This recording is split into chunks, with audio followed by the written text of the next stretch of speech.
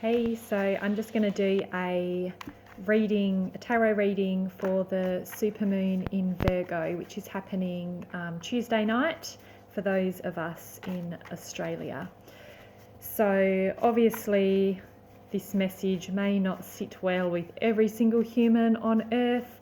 However, if you do get something out of it, wonderful. If not, move on with your day, move on with your life. No harm done. So obviously, depending on what you're going through right now, people interpret the messages differently anyway, so hopefully something fits well with you. So Virgo is all about structure, control, hard work. Virgos often get labelled neat freaks or control freaks because their external environment around them is something they can easily control. So often they do that to give them that sense of security and achievement. So this might really be highlighting routines and getting things done that you've maybe putting off or half finished things. So it might feel quite overwhelming, but hopefully it'll just give you a nice little surge of motivation to get some stuff done, basically. Now my moon is in Virgo, so for me that means I try and rationalise and control my emotions and then think my way out of them, so that can be quite intense too. So depending on where Virgo is in your charts, obviously it can affect everyone quite differently, so it just depends how it will play out for you.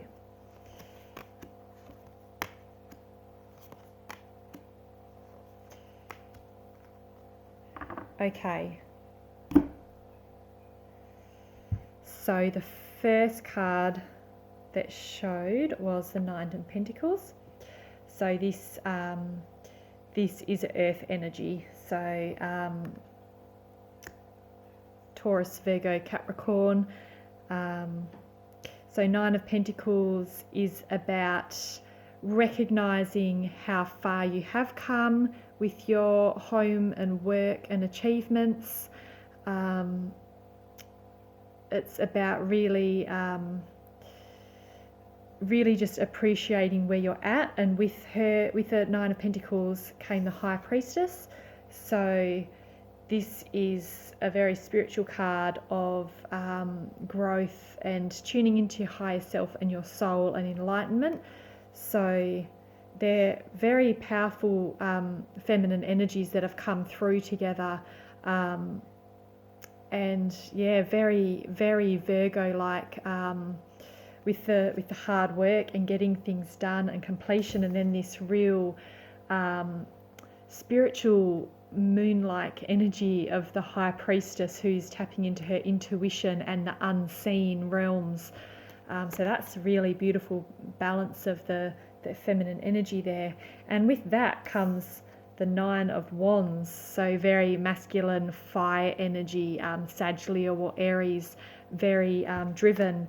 And he's been on a mission. He's been through some stuff. He's been to battle, and he's also got the moon in the background there as well. So yeah, very beautiful balance of energies here. He's come a long way. He's nearing completion, so he has had a lot of fire and passion and drive, and balancing that with the feminine and getting the work done and the completion there with the spiritual growth. And we also have the Five of Wands in reverse, so this is the ending of a conflict. So this feels like it's kind of, with this full moon, brings a completion of a bit of a cycle, and it is quite a transformative energy that's coming through as well. So it's like you've had this bit of a battle, and it's been quite passionate and fiery, and you may have come out the other side feeling a little bit like, you've been through some stuff. However, you've kind of regrouped that energy and brought it back in together, and you can see how far that you've come, and that it was all part of the process, and you're kind of stepping in, tuning into that higher self and finding out where you're going to go from here, how you can step into your own power and recognize what is best for you at this time. And on the bottom of the deck, we've got the Hierophant as well. So this is a major arcana card And the Hierophant is the card of Taurus, and this is all about another very spiritual card about spiritual discipline, and yeah, that the High Priestess with the Hierophant is very masculine and feminine energy. So I'm guessing it's calling us to balance that as well, and to go within and look at our beliefs and what we want to be manifesting with this full moon energy, and then as the full moon passes, what we can release. If there's any, how I was saying about Virgo's about control, and the Hierophant is a card of spiritual learning and growth, but it's quite disciplined and controlling in that sense as well. So I guess it's about balancing the masculine and the feminine within that, and also recognizing if we do have those obsessive controlling thoughts that might be limiting our spiritual growth, and what we can actually release after the full moon as she begins to wane and drop what hasn't worked out as well. So that's a really nice message. And as I've said that, I've just glanced over at the reversed Hanged Man as well, which seems quite significant because the energy of this super full moon is also, it can also highlight where we feel stuck, and this is reminding us that we're not stuck, that we actually have the power to make different decisions, and that we are never truly stuck. We can always work through whatever circumstances we do feel stuck in, and that really it probably is temporary, and maybe just surrender to what's happening at the moment and go within, find a bit of gratitude for how far and where you've come, and maybe use this time to channel your High Priestess energy and to manifest, get clear on what you want, and just do a little manifesting ritual, connect with that energy, and observe it as well. Just that's quite exciting energy. I like that. So I'm just going to pick a card from my James Van Praagh Soul's Journey Oracle cards. So we'll just see which one wants to come out and play from there. So we've got honesty. I can't always expect the truth from others, but I can expect it from myself. So are you being completely honest with yourself about where you're going, what you want? Are you speaking your truth with others? And are you being authentic with yourself, or is your ego getting in the way and telling you little white lies for its own personal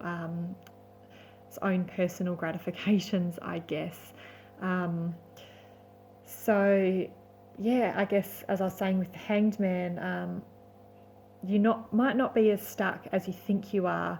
So how honest are you being with yourself about your circumstances and what you can do to free yourself? Because your limitations are most likely self-inflicted or temporary. Okay, so now I'm going to ask for one from my Native Spirit Oracle deck.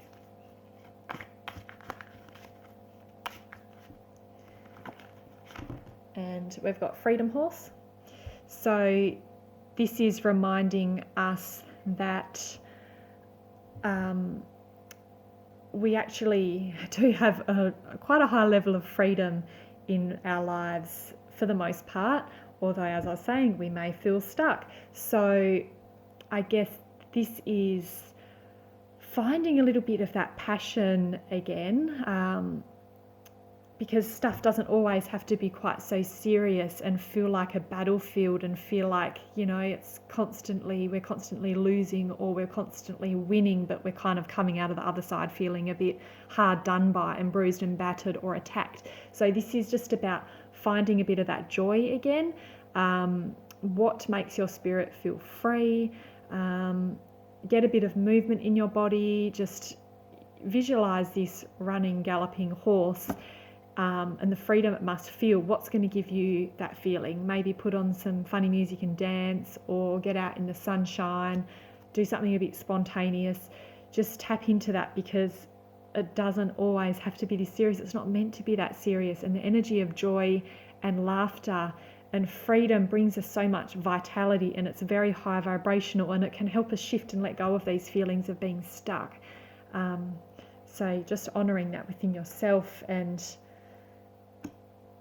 I don't know, bring in a bit of fun, crazy to yourself this week, especially with this full moon energy that's happening tomorrow. So I hope you got something nice out of this reading.